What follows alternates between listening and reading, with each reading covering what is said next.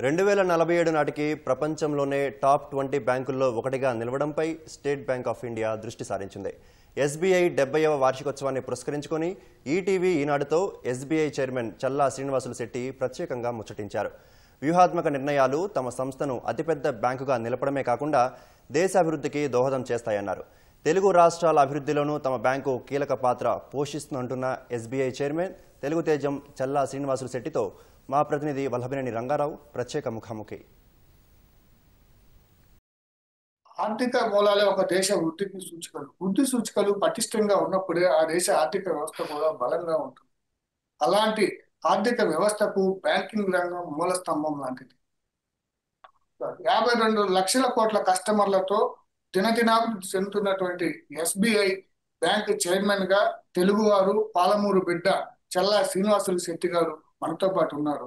అంచెలంచెలుగా ఎదుగుతూ దేశ ఉన్నతిలోనూ కీలక భూమిక భూమిస్తున్నటువంటి ఎస్బీఐ ప్రస్థానానికి సంబంధించి మరింత సమాచారాన్ని ఆయన అడిగి తెలుసుకుందాం. సార్ నమస్కారం. సార్ మొదటగా 70వ వార్షికోత్సవం జరుపుకుంటున్నటువంటి ఎస్బీఐకి ఈటీవీ తరఫున ప్రత్యేక శుభాభినందనలు సార్. ఈ సమయంలో మీరు చైర్మన్ గా ఉండటం తెలుగువారు మనకెంతో గర్వకారణం. ఈ యొక్క భావోద్వేగాన్ని మీరు ఎలా అనుభవిస్తున్నారు ఏంటి? ఇది నిజంగానే పర్సనల్గా నాకు చాలా గర్వకారణమైన విషయం అండి. ఈ దేశ ఆర్థిక అభివృద్ధికి ఒక మూల స్తంభం స్టేట్ బ్యాంక్ ఆఫ్ ఇండియా అనేది. మీరు చెప్పినట్టు 52 కోట్ల కస్టమర్స్కి సేవలు అందిస్తోంది. మేము ప్రతిసారి చెప్పేది ఏంటంటే మా ట్యాగ్ లైన్ కూడా బ్యాంక్ టు ఎవ్రీ ఇండియన్, ప్రతి భారతీయునికి సంబంధించిన బ్యాంక్ అని.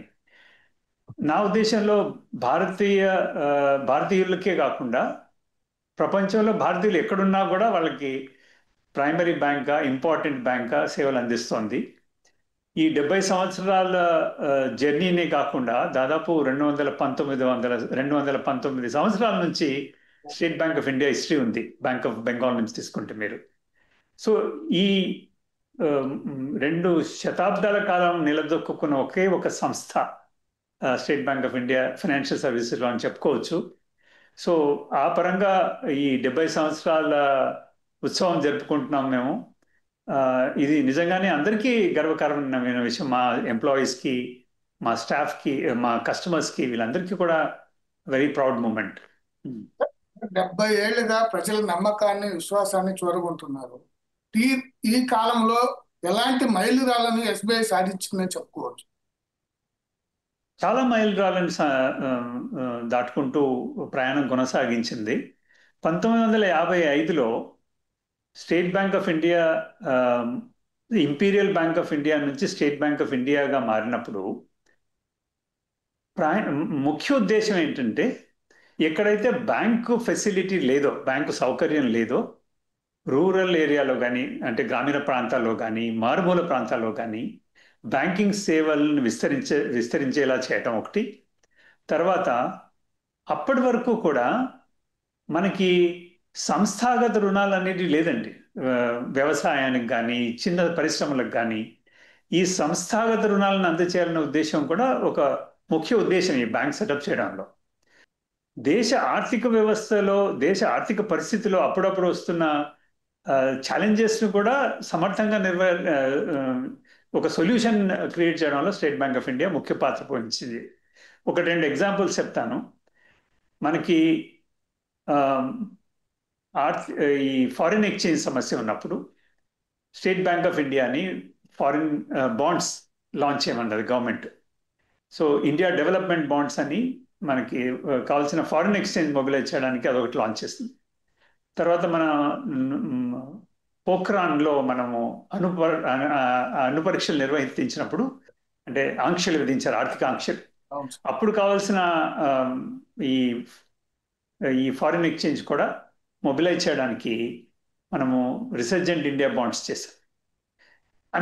జస్ట్ 2 ఎగ్జాంపుల్స్ చెప్పడానికి. అలాగే ఈ కోవిడ్ రీసెంట్ పరిస్థితిలో చూస్తే, కోవిడ్ వచ్చినప్పుడు కూడా మన బ్యాంకింగ్ అత్యవసర సేవల్లో ఒకటి అని గవర్నమెంట్ అనౌన్స్ చేసినప్పుడు బ్యాంకింగ్ సర్వీస్లో అంతరాయం కలిగించకుండా ఒక పెద్ద బ్యాంక్గా state bank of India and state bank of India ఉద్యోగస్తులు వాళ్ళ ధర్మాన్ని నిర్వర్తించారని నేను అనుకుంటున్నాను. సార్, ఇన్ని సవాళ్లను అధిగమిస్తూనే మార్కెట్ షేర్ను విస్తరింపజేసుకోవడంలో స్టేట్ బ్యాంక్ అనుసరించినటువంటి కీలక వ్యూహాలు ఏమై ఉండొచ్చు అంటారు? నమ్మకం అండి, ప్రజలకి చాలా నమ్మకం స్టేట్ బ్యాంక్ ఆఫ్ ఇండియా అంటే. బట్ ఈ నమ్మకాన్ని నిలబెట్టుకోవడానికి మేము చాలా ప్రయత్నం చేస్తూ ఉంటాం. నమ్మకం అనేది నేను ప్రతిసారి చెప్తుంటాను, నమ్మకం అనేది ఫిక్స్డ్ డిపాజిట్ కాదు, సేవింగ్స్ బ్యాంక్ లాంటిది. ఎప్పుడు కావాలంటే అప్పుడు మారిపోవచ్చు. మనం దాని మీద సరైన దృష్టి పెట్టకపోతే నమ్మకం అనేది ఒకటే మనకు వ్యాపారాన్ని పెంపొందించడానికి ఉపయోగపడుతుంది. మారుతున్న కాలానికి అనుగుణంగా మారడం అనేది ఒక ముఖ్యమైన వ్యూహంగా చెప్పగలనండి. అంటే మనము ఈ ప్రైవేట్ బ్యాంకులు వచ్చాయి, తర్వాత ఫారిన్ బ్యాంకులు వచ్చాయి, వాళ్ళ ప్రొడక్ట్స్ ఉన్న మనం ప్రతిసారి ఒక కొత్త విధానాన్ని, కొత్త ప్రాసెస్ని పెంపొందించుకొని కస్టమర్లకి సౌకర్యాలు కలిగించాలనే ఒక ముఖ్య ఉద్దేశం స్టేట్ బ్యాంక్ ఆఫ్ ఇండియాది. అదే మమ్మల్ని ఇన్ని సంవత్సరాలుగా నెంబర్ 1 మార్కెట్ షేర్ లో నిలబెట్టిందని నేను విశ్వసిస్తున్నాను. అలా మీరు చెప్పినట్లుగా సాంకేతిక రంగం పెరుగుతూ ఉంది. ఎస్బీఐ కూడా తన డిజిటల్ సేవలను మరింతగా విస్తరిస్తూ ఉంది. ఇందులో భాగంగానే యూనో వంటి యాప్ను వినూత్నంగా తీసుకొచ్చారు. ఇక రాబోయే కాలంలో కూడా ఏఐ కానీ అడ్వాన్స్ టెక్నాలజీకి సంబంధించి మార్పులు కూడా రాబోతున్నాయి. వీటన్నిటిని ఎస్బీఐ ఎలా సమీకరించుకుంటుంది? వినియోగదారులకు ఎలాంటి నూతన అనుభూతిని కలిగించబోతుంది? మేము చేసే ప్రతి సాంకేతిక డెవలప్మెంట్ కస్టమర్కి ఉపయోగపడుతుందా లేదా అనేది ఒక ప్రైమరీ స్కేల్ అండి. దాన్ని అంటే టెస్ట్ ఏంటంటే మనం చేస్తున్న టెక్నాలజీ ఇన్వెస్ట్మెంట్, దానివల్ల మనం కస్టమర్లకి ఏ సౌకర్యాలు కల్పించవచ్చు. That's a primary test. అందువలన ఇప్పుడు మీరు చూస్తే యోనోలోని ప్రపంచంలోనే, నా ఉద్దేశంలో చైనా గురించి మనకు తెలియదు కానీ ప్రపంచంలోనే అత్యధిక రిజిస్టర్డ్ యూజర్స్ ఉన్న ఫైనాన్షియల్ సర్వీసెస్ అప్లికేషన్ అండి, బ్యాంకింగ్ అప్లికేషన్. ఇప్పుడు ఒక 3 రోజుల క్రితం మేము 9 కోట్ల రిజిస్ట్రేషన్స్ దాటాం యోనో మీద. 9 కోట్ల మంది రిజిస్టర్ చేసుకున్నారు యాప్ యూజ్ చేయడానికి. అట్లాగే ప్రతిరోజు దాదాపు 1.5 కోటి మంది యాప్లోకి లాగిన్ అవుతుంటారు, వాళ్ళ బ్యాలెన్స్ చూసుకోవడానికో, ఫండ్ ట్రాన్స్ఫర్ చేసుకోవడానికో, లేకపోతే లోన్ తీసుకోవడానికో, ఇంకేదైనా సర్వీస్ తీసుకోవడానికో. ఇంకా నెక్స్ట్ లెవెల్కి ఏం తీసుకెళ్తున్నామంటే, బ్రాంచ్కి వెళ్ళిన, ఇంటర్నెట్ బ్యాంకింగ్ ఉపయోగించిన, మొబైల్ బ్యాంకింగ్ ఉపయోగించిన ఒకటే రకమైన ఎక్స్పీరియన్స్ వచ్చేటట్టు, ఆమ్ని ఛానల్ ఎక్స్పీరియన్స్ అంటారు. ఏ ఛానల్లో వెళ్ళినా కూడా కస్టమర్కి ఒకే రకమైన ఎక్స్పీరియన్స్, నెంబర్ 1. నెంబర్ 2, మీరు మొబైల్ అప్లికేషన్లో ఒక జర్నీ స్టార్ట్ చేసి అకౌంట్ ఓపెనింగ్ లేకపోతే ఫండ్ ట్రాన్స్ఫర్ ఏదైనా ఇబ్బంది వచ్చింది అనుకోండి, మీరు ఇప్పుడు బ్రాంచ్కి వెళ్తే ప్రస్తుతం ఉన్న పరిస్థితుల్లో బ్రాంచ్లో మళ్ళీ మొదలెట్టాలి ఆ జర్నీ. అలా కాకుండా మేము యోనో 2.0లో ఏం చేస్తున్నాం అంటే, మీరు మొబైల్ నెంబర్ ఇస్తే ఎక్కడ ఆగి ఉందో అక్కడి నుంచి మొదలవుతుంది జర్నీ. ఇంతవరకు బ్యాంకింగ్ రంగంలో ఎవరూ ఆ ప్రయోగం చేయలేదు. మేము మా కస్టమర్స్కి, వాళ్ళకి అత్యంత ఉపయోగకరంగా ఉంటుందనే ఉద్దేశంతో ఈ జర్నీని తీసుకొస్తున్నాము. టెక్నాలజీ పరంగా కానీ, అడ్వాన్స్డ్ ఎక్విప్మెంట్స్ వాడటంలో కానీ ఎస్బీఐ ముందుంది, నమ్మకానికి మారిపోయారు. కానీ ఈ సైబర్ సెక్యూరిటీ విషయంలోనే కొంత వినియోగదారుల గందరగోళం ఉంది. మన దేశంలో ఉన్నటువంటి నిరక్షరాస్యత, దీని దృష్ట్యా కొంత టెక్నాలజీ వాడేటప్పుడు సైబర్ మోసగాళ్ళు, నేరాలు ఎక్కువగా జరుగుతున్నాయి. దీని విషయంలో ఎస్బీఐ ఇంకేమైనా వినియోగదారులకు కొత్త సూచనలు చేయగలరా? కొత్త సూచనలని కాదు కానీ సూచనలు మాత్రం చాలా రకాలుగా కస్టమర్లకి చేరువయ్యేటట్టు చేస్తున్నాం. సోషల్ మీడియాలో కానీ, ప్రింట్ మీడియాలో కానీ, వాళ్ళు బ్రాంచ్ విజిట్ చేసినప్పుడు కానీ, అన్ని ప్లాట్ఫామ్స్లో మేము వాళ్ళకి కస్టమర్ ఎడ్యుకేషన్ చేయాలని ప్రయత్నం అయితే గట్టిగా ఉంది. మేమే కాదు, reserve bank of India, government of India అందరూ కూడా ప్రయత్నిస్తున్నారు ఈ సైబర్ ఫ్రాడ్స్ నుంచి కస్టమర్స్ని ప్రొటెక్ట్ చేయాలని. మన దగ్గర ఈ దేశానికి సంబంధించిన సమస్యనే కాదు, ప్రపంచవ్యాప్తంగా సైబర్ ఫ్రాడ్స్ అనేది ఒక పెద్ద సమస్య. మీరన్నట్టు మన దగ్గర ఉన్న పాపులేషను, ఇట్ ఈస్ మన అక్షరాస్యత మామూలు రెగ్యులర్ అక్షరాస్యతనే కాకుండా ఆర్థిక అక్షరాస్యత కూడా ఇంపార్టెంట్. లిటరసీ, ఫైనాన్షియల్ లిటరసీ అంటారు కదా, చాలా మంది ఎడ్యుకేటెడ్ వాళ్ళు కూడా ఈ ఫ్రాడ్కు లోన్ అవుతున్నారు. దానికి అంటే డిజిటల్ ఫైనాన్షియల్ లిటరసీ ఎలా పెంపొందించాలనేది మేము చాలా గట్టిగా ప్రయత్నం చేస్తున్నాము. అంతేకాకుండా మీరు ఇంతకుముందు ఆర్టిఫిషియల్ ఇంటెలిజెన్స్ అనే ఒక మాట కూడా యూజ్ చేశారు. ఈ ప్రోయాక్టివ్ రిస్క్ మేనేజ్మెంట్ అంటే కస్టమరు ట్రాన్సాక్షన్ చేయకముందే ఆయనను ఎలా అలర్ట్ చేయగలం మన ఆర్టిఫిషియల్ ఇంటెలిజెన్స్ యూజ్ చేసి, బాబు ఈ వెబ్సైట్ మంచిది కాదు, ఈ ఈ కస్టమరు సస్పెక్ట్గా ఉన్నాడు, ఈయన దగ్గర ట్రాన్సాక్షన్ చేయకండి. ఇటువంటి ప్రొయాక్టివ్ రిస్క్ మేనేజ్మెంట్ కూడా మనం ఆర్టిఫిషియల్ ఇంటెలిజెన్స్ యూజ్ చేసి మోడల్స్ డెవలప్ చేస్తున్నాము. బట్ అందరికీ నేను చెప్పేది అంటే మీ ఛానల్ ద్వారా మనము బ్యాంకులు వ్యవస్థాపరంగా, పోలీస్ పరంగా, గవర్నమెంట్ పరంగా చాలా చర్యలు తీసుకుంటున్నాయి. కానీ మనం కూడా కొంచెం ఎడ్యుకేటెడ్గా ఉండాలి, అలర్ట్గా ఉండాలి. సో తెలియని లింకులు నొక్కడం కానీ ఇటువంటి వాటికి దూరంగా ఉంటే కొంతవరకు మనం రక్షించుకున్నట్టు అవుతుంది. సిస్టమ్ పరంగా మేము చాలా జాగ్రత్తలు, చర్యలు తీసుకుంటున్నాం. సరికపోతే సార్, వ్యవసాయం, సూక్ష్మ మధ్యతరగతి రంగాలకు సంబంధించి రుణాల వృద్ధి రేటు ఎక్కువగా ఉంది. ఈ ఏడాది మనం ఇప్పటికే 42 లక్షల కోట్ల రూపాయల రుణాల వృద్ధిని సాధించాం. వచ్చే ఆర్థిక సంవత్సరానికి ఈ వృద్ధి రేటు ఎంతగా నిర్ణయించారు? ఈ డిజిటల్ లోన్ ప్రాసెసింగ్ స్టార్ట్ చేసామండి. ఇందులో ఏంటంటే మన GST data, income tax data, account data use చేసి కస్టమర్కి 40 నిమిషాల్లో మనం అప్రూవల్ ఇస్తున్నాం. 40 నిమిషాల్లో. ఒకవేళ వాళ్ళు గ్యారంటీ అంటే సిజిటిఎంఎస్సి గ్యారంటీ అని ఉంటుంది, ఆ గ్యారంటీ తీసుకుంటే 2 రోజుల్లో మనము వాళ్ళకి డిస్బర్స్మెంట్ కూడా ఇస్తున్నాం, లోన్ అందుబాటులోకి తీసుకొస్తున్నాం. సో ఈ విధంగా ఈ ఎస్ఎంఈ లెండింగ్ పెంచాలనే ఉద్దేశంతోన దాదాపు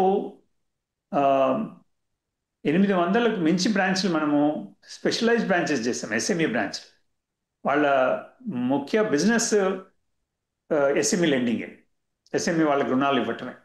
సో 2000 మంది రిలేషన్షిప్ మేనేజర్స్ ఉన్నారండి మనకి ఎస్ఎంఈ లెండింగ్ చేయడానికి. సో ఈ విధంగా సంస్థాపరంగా, తర్వాత సంస్థాగతంగా చాలా స్ట్రక్చర్స్ పెట్టాము ఎస్ఎంఈ లెండింగ్ పెంచడానికి. సరికపోతే డిపాజిట్ల విషయంలో కూడా వినియోగదారుల ధోరణి మారుతుంది సార్. వినియోగదారులు ఎక్కువగా మ్యూచువల్ ఫండ్స్ వైపు మొగ్గు చూపుతున్నట్లుగా ఉంది. ఇలాంటి సమయంలో డిపాజిట్లు కొంత తగ్గుతున్నాయి, సాధారణ డిపాజిట్లు, సేవింగ్ డిపాజిట్స్ అన్నది. సో ఈ సమస్యను అధిగమించడానికి మీరు ఎలా పరిగణిస్తారు, దీన్ని ఎలా చూస్తారు? మన దేశం ఆర్థిక వ్యవస్థ మారుతున్న కొద్దీ పొదుపు అనే ఒక కాన్సెప్ట్ కూడా మారుతూ వస్తుంది. ఒక జనరేషన్కి పొదుపు అంటే బ్యాంక్లో ఫిక్స్డ్ డిపాజిట్ పెట్టడమే. ఇప్పుడున్న జనరేషన్ ఈవెన్ అందరూ కూడా, ప్రతి ఇన్వెస్టర్ కూడా బ్యాంక్ డిపాజిట్లతో పాటు మ్యూచువల్ ఫండ్లోను, ఇన్సూరెన్స్లోను, పెన్షన్ ఫండ్లోను, వీటన్నిటిలో పెట్టాలని నేను చూస్తున్నాను అనమాట. ఇదే మనం అసెట్ అలొకేషన్ అంటాం. ఏ విధంగా మన దగ్గరున్న పొదుపు చేయాలనుకున్న డబ్బుని ఈ 4 కేటగిరీలో ఎలా అలాట్ చేస్తాం అనేది ఇంపార్టెంట్ అండి. సో దాంతో ఏమైందంటే కొంత బ్యాంక్ డిపాజిట్స్ ఈ కొన్ని ఆల్టర్నేట్ ఇండస్ట్రీస్కి, ఆల్టర్నేట్ సెక్టర్స్కి వెళ్ళడం జరుగుతుంది. అది మనం పెద్ద కంగారు పడాల్సిన విషయం కాదు. ఆర్థిక వ్యవస్థ పెరిగే కొద్దీ ఈ 4 రంగాలు కూడా వృద్ధి చెందుతాయి. సో ఈ మధ్య కాలంలో అంటే ట్రాన్సిషన్లో కొంత బ్యాంక్ డిపాజిట్స్ గురించి కాంపిటీషన్ పెరగడం జరిగింది. బట్ నా ఉద్దేశంలో ప్రతి వ్యక్తి ఒక స్థాయికి చేరుకున్న తర్వాత వాళ్ళ పొదుపు అనేది ఈ 4 భాగాల్లో పెట్టడానికి ప్రయత్నం చేస్తారు. అంటే బ్యాంక్ డిపాజిట్లు అనేటివి వాటి ప్రాముఖ్యత ఎప్పుడు తగ్గదు, ఆ ప్రాముఖ్యత ఎప్పటికీ ఉంటుంది. దానివల్ల నా ఉద్దేశం ఏంటంటే బ్యాంక్ డిపాజిట్లు మొబిలైజ్ చేయడం అనేది మన బ్రాంచ్ల ప్రథమ కర్తవ్యం. అది చక్కగా చేస్తున్నాయి. ఎస్బీఐకి డిపాజిట్ల సమస్య అంత గొప్పగా లేదు, ఎందుకంటే మేము మన 23,000 బ్రాంచ్లు అన్ని డిపాజిట్లు మొబిలైజ్ చేయడమే ప్రథమ కర్తవ్యం వాళ్ళకి. So we're comfortable in that position. Recent గా ఆర్బీఐ తన రెపో రేట్ ను 6% కు కుదించింది సార్. ఈ సమయంలో ఎస్బీఐకి సంబంధించి రుణ డిపాజిట్ల రేట్లను ఎలా సవరించబోతున్నారు? మనకి 3 రకాల రేట్స్ అండి. ఒకటేమో రెపో లింక్ రేట్స్, అంటే ఇప్పుడు మన గృహాలకు సంబంధించిన రుణాలు కానీ, ఈ ఎస్ఎంఈ రుణాలు అంటే సూక్ష్మ మధ్య తరగతి వాళ్ళకి సంబంధించిన రుణాలన్నీ ఆర్బీఐ రెపో రేటుకి లింక్ చేసి ఉంటాయి. ఆ రెపో రేటు తగ్గితే ఈ రేట్లు కూడా తగ్గుతాయి, వెంటనే తగ్గుతాయి. సో ఇప్పుడు మీరు చూస్తే రెపో రేట్ తగ్గిన వెంటనే హౌసింగ్ లోన్స్ ఇవన్నీ ఇంట్రెస్ట్ రేట్లు తగ్గిపోయినాయి. ఇంకొకటి ఏంటంటే ఎంసీఎల్ఆర్ లింక్డ్ అని, ఇవన్నీ ఇండస్ట్రీస్కి వాటికి ఇస్తుంటాము. అవి బహుశా వచ్చే నెల నుంచి తగ్గడానికి అవకాశం ఉంది. ఇంకొన్ని ఫిక్స్డ్ రేట్ లోన్స్, వాటిలో పెద్దగా రుణం ఉన్నంతకాలం అదే రేటు నడుస్తూ ఉంటుంది. సో ఈ ఈ కాంబినేషన్ వల్ల కొంత ఈ ఇంట్రెస్ట్ మార్జిన్ తగ్గడానికి అవకాశం ఉంది. బట్ ఆర్బీఐ ఇంకొక సౌకర్యం ఏం కల్పించిందంటే 4% మనం మొబిలైజ్ చేసిన డిపాజిట్ల మీద 4% క్యాష్ రిజర్వ్ రేషియో అని పెడతాం రిజర్వ్ బ్యాంక్ ఆఫ్ ఇండియా దగ్గర. వాటి మీద మనకి రిజర్వ్ బ్యాంక్ ఆఫ్ ఇండియా ఏమీ పే చేయదు. సో ఆ రిజర్వ్ రేషియోని 4% నుంచి 3%కి తగ్గించింది. దానివల్ల బ్యాంకులకి, స్టేట్ బ్యాంక్తో సహా కొంత మార్జిన్ సౌలభ్యం పెరగడానికి అవకాశం ఉంటుంది. ఎందుకంటే మనకు దాదాపు ఒక 50,000 కోట్లు రిలీజ్ అవుతుంది. దానివల్ల ఆ 50,000 కోట్లు మనం లెండ్ చేయడమో లేకపోతే మళ్ళీ మార్కెట్లో డిప్లాయ్ చేయడం వల్ల కొంత అర్నింగ్ కెపాసిటీ పెరుగుతుంది, అంటే మార్జిన్ పెంచడానికి అవకాశం ఉంటుంది. దానివల్ల నా ఉద్దేశం ఏంటంటే 31/3/2026 అంటే లాస్ట్ క్వార్టర్ వరకు చాలా మటుకు బ్యాంక్స్ అన్ని మార్జిన్స్ యథాతథమైన స్థాయికి వస్తాయని నేను అనుకుంటున్నాను. సార్, జన్ధన్ యోజన వంటి కొన్ని మోడల్ రంగాల్లో దేశ వృద్ధిలో ఎస్బీఐ కీలక పాత్ర పోషిస్తుంది. కానీ ఇంకా కొన్ని రంగాల్లో ఎస్బీఐ అనుకున్నంతగా రీచ్ కాలేదు అన్న భావన ఒకటి ఉంది. దీన్ని ఎలా అధిగమిస్తారు? ఆ భావన సరైనది కాదంటాను మొదటిగా. ఎందుకంటే ప్రతి ప్రతి రంగానికి సంబంధించిన రుణాల్లో కానీ వాళ్ళకి కావాల్సిన బ్యాంకింగ్ ఫెసిలిటీస్లో కానీ ఎస్బీఐ ముందంజలోనే ఉందని నేను అనుకుంటున్నాను. ఒకటి మనము చేయాల్సింది ఏంటంటే ఈ కొత్త కొత్త రంగాలు వృద్ధిలోకి వస్తున్నాయి. ఇప్పుడు గ్రీన్ హైడ్రోజన్ అని, తర్వాత సెమీ కండక్టర్స్ అని, వీటన్నిటికీ రుణ సదుపాయం కల్పించాలంటే మనకి అంటే బ్యాంకు వాళ్ళకి సరైన అవగాహన ఉండాలి ఆ రంగాల గురించి. అప్పుడే మనం ఆర్థిక సాయం చేయగలం. దానికోసమని ఒక సెంటర్ ఆఫ్ ఎక్సలెన్స్ సెటప్ చేస్తున్నాం స్టేట్ బ్యాంక్ ఆఫ్ ఇండియాలో. ఈ రంగానికి గురించిన పూర్తి అవగాహనతో పాటు ఆ రంగాల్లోకి ఎంటర్ అయ్యే వాళ్ళకి మనము సహాయ సహకారాలు, సలహాలు ఇవన్నీ అందజేయాలనే ఉద్దేశంతోన ఈ సెంటర్ ఆఫ్ ఎక్సలెన్స్ సెటప్ చేస్తున్నాం అనమాట. దానివల్ల ఐ థింక్ అన్ని రంగాలకి సమాన ప్రాధాన్యత స్టేట్ బ్యాంక్ ఆఫ్ ఇండియా ఇస్తోంది. లేకపోతే దేశాన్ని 3వ ఆర్థిక వ్యవస్థగా తీర్చిదిద్దేందుకు ప్రధాని మోడీ కృషి చేస్తున్నారు. ఇందుకోసం భారీ మూలధన వ్యయాలు కూడా చేయాల్సి వస్తుంది. దీంట్లో భాగంగా ఎస్బీఐ ఎలాంటి పాత్ర పోషించబోతుంది? అదేవిధంగా కార్పొరేట్ రుణాలకు సంబంధించి ఎలాంటి ఒత్తిడి ఎస్బీఐ పై కొనసాగుతుందని భావించవచ్చు? కార్పొరేట్ రుణాల గురించి ఏ రకమైన ఒత్తిడి లేదండి. కార్పొరేట్ రుణాలు ఇవ్వటం అనేది ఒక ప్రాసెస్. వాళ్ళకి అవసరమైనప్పుడు state bank of India corporate రుణాల ఇవ్వడంలో ముందంజ ఉంటుంది. ప్రాజెక్ట్ ఫైనాన్స్లో కానీ, అంటే కొత్త ప్రాజెక్ట్ పెట్టడానికి కానీ, లేకపోతే వాళ్ళ వర్కింగ్ క్యాపిటల్ కోసం అని కానీ state bank of India largest bank corporate రుణాలు ఇవ్వటంలో. సో ఐ డోంట్ థింక్ ఒత్తిడి అనే మాట ఏమీ అవసరం లేదు. ఇక్కడ బిజినెస్ పరంగానే చేస్తున్నాము. బట్ ఈ 2047 వరకు మన భారతదేశము ఆర్థికంగా అభివృద్ధి చెందిన దేశాల్లో ఉండాలంటే state bank of India 24% market షేర్తోన ఒక ప్రముఖ పాత్ర వహించాలని.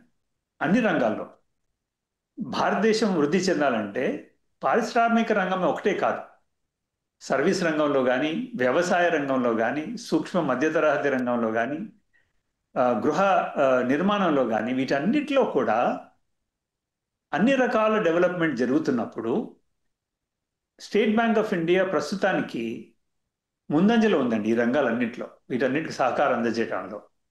సో ఈ 70 సంవత్సరాల కాలంలో ఏ విధమైన పాత్ర పోషించిందో ఎస్బీఐ, నెక్స్ట్ 2047కు ఆ తర్వాత కూడా అదే రకమైన ముఖ్య పాత్ర వహిస్తుందని నేను హామీస్తున్నాను. పోతే మొండి బకాయిలకు సంబంధించి గత ఏడాది కొంతవరకు తగ్గించుకోగలిగింది, కొంత శాతం వరకన్నా ఇది వచ్చింది. ఇక దాన్ని మరింతగా తగ్గించుకొని ఆస్తుల నాణ్యతను పెంచుకునేందుకు ఎస్బీఐ ఎలాంటి చర్యలు చేపట్టింది? ఇప్పుడు ఈ ఈ ఎన్పిఏలు తర్వాత ఆస్తులకు సంబంధించిన నాణ్యత విషయంలో ఎటువంటి రాజీ లేకుండా మేము లోను ఇచ్చినప్పటి నుంచి దాన్ని మానిటర్ చేయడము, తర్వాత కలెక్షన్, వీటన్నిటికి సంబంధించిన విషయాల్లో చాలా ప్రాముఖ్యత ఇవ్వటం వల్ల ఈ అసెట్ క్వాలిటీ వచ్చిందండి. అది అమాంతంగా వచ్చింది ఏం కాదు. ప్రస్తుతానికి ఆర్థిక వ్యవస్థ బాగుండటం, తర్వాత పారిశ్రామిక రంగంలో కంపెనీలు చాలా మంచి స్థాయిలో ఉన్నాయి ఇప్పుడు. సో దానివల్ల తర్వాత ఈ ఎస్ఎంఈ అంటే సూక్ష్మ మధ్యతరగతి వాళ్ళకి ఇస్తున్న రుణాల్లో కూడా మనకి డిఫాల్ట్స్ లేవండి ఎక్కువ. వాళ్ళు కూడా వాళ్ళ బిజినెస్ పరంగా చక్కగా నిర్వర్తించుకుంటున్నారు.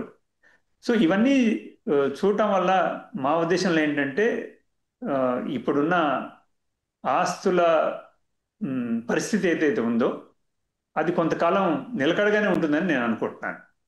స్టార్ట్అప్ అలా ఇంకోటి సార్, స్టార్ట్అప్స్ కానీ ఎంటర్ప్రెన్యూర్షిప్ యువత వైపు మళ్లించేందుకు కానీ ఎస్బీఐ కొత్తగా ఏమైనా స్కీములు ప్రవేశపెట్టే ఆస్కారం ఉందా సార్? స్టార్టప్స్ విషయంలో మేము ఆలోచించింది ఏంటంటే వాళ్ళకి ముఖ్యంగా మొదటగా కావాల్సింది అడ్వైజరీ. అంటే వాళ్ళ బిజినెస్ ఎలా నిర్వర్తించుకోవాలి, బిజినెస్ ఎలా పెంచుకోవాలి. తర్వాత చాలా మటుకు స్టార్టప్స్ అంతా ఈక్విటీ మీద ఆధారపడతాయండి, మూలధనం అంటారు కదా, క్యాపిటల్. తర్వాత లోన్స్ తర్వాత వస్తారు కొంచెం స్థాయికి వెళ్ళిన తర్వాత. ఈ మధ్య కాలంలో వాళ్ళకి అకౌంటింగ్ ఎలా చేయాలి, తర్వాత ఫారిన్ ఎక్స్చేంజ్ ఎలా మేనేజ్ చేసుకోవాలి, ఈ అడ్వైజరీస్ ఇవ్వడానికి వాళ్ళకి కావాల్సిన బ్యాంకింగ్ సదుపాయాలు కల్పించడానికి మనం ప్రత్యేకంగా 6 బ్రాంచ్లు ఓపెన్ చేశాం దేశంలో. వాటిని స్టార్టప్ బ్రాంచెస్ అన్నాం. హైదరాబాద్లో కూడా ఒకటి ఉంది. ఆ బ్రాంచ్ ముఖ్య ఉద్దేశం ఏంటంటే స్టార్టప్స్కి అడ్వైజరీ సర్వీసెస్ ఇవ్వటం. వాళ్ళకి ఏ విషయమైన ఆర్థిక విషయాల్లో ఏదైనా సలహా కావాలంటే ఈ స్టార్టప్ బ్రాంచెస్ని కన్సల్ట్ చేయొచ్చు. అలాగే స్టార్టప్స్కి కావాల్సిన రుణ సదుపాయాన్ని కూడా గవర్నమెంట్ వాళ్ళు ఇచ్చిన గ్యారంటీ స్కీమ్ కింద మనం అందజేస్తున్నాము. కొంత టైం పడుతుంది, ఎందుకంటే వాళ్ళు ఒక స్థాయికి వచ్చిన తర్వాతనే రుణాల కోసం వస్తారు, వెంటనే రారు కదా. అంటే స్టార్టప్ స్టెబిలైజ్ అయిన తర్వాత వస్తుంది. అంటే యాక్చువల్లీ మీరు చెప్పింది కరెక్టే, కానీ ఆ స్టార్టప్స్ లో పెట్టేవాళ్ళు కానీ యూత్ కానీ స్టార్టింగ్ లోనే వాళ్ళకి మూలధనం అవసరం పడుతుంది. అయితే ప్రభుత్వం గ్యారంటీ ఇచ్చినప్పటికీ బ్యాంకులు మీ వ్యక్తిగత ఇది లేదు, క్రెడిట్ స్కోర్ లేదు అన్న ఉద్దేశంతో బ్యాంకులు రుణాలు ఇవ్వడం లేదని అభిప్రాయం ఉంది కదా. ఇది కొంత టైం పడుతుందండి. స్టార్టప్ అర్థం చేసుకోవడానికి కూడా బ్యాంక్ వాళ్ళకి కొంత టైం పడుతుంది. స్టేట్ బ్యాంక్ ఆఫ్ ఇండియా ఇందులో కూడా ముందంజలో ఉందని నేను చెప్తున్నాను. అట్లాగే మనకి స్టేట్ బ్యాంక్ వెంచర్స్ లిమిటెడ్ అని ఉంది, దాని ద్వారా కూడా మనం క్యాపిటల్ అందజేస్తున్నాం స్టార్టప్స్కి. ప్రత్యేకంగా ఎస్బీఐ కానీ కాదు, భారతదేశంలో ఉన్నటువంటి బ్యాంకింగ్ రంగానికి భవిష్యత్తులో ఎలాంటి సవాళ్లు ఎదురు కాబోతున్నాయని మీరు అనుకుంటున్నారు? సవాళ్ళే కాకుండా ఆపర్చునిటీస్ కూడా ఉంటాయండి బ్యాంకింగ్ రంగంలో. ఈ దేశ అభివృద్ధి జరుగుతోంది. ప్రస్తుతానికి ప్రపంచంలో అత్యధిక వృద్ధి రేటు కనపరుస్తున్న దేశం మన దేశం. 6.5% వృద్ధి రేటు ఏ దేశంలోనూ లేదు ప్రస్తుతానికి. కానీ మన దేశానికి 7-8% వృద్ధి రేటు అవసరం. సో ఆ స్థాయికి చేరాలంటే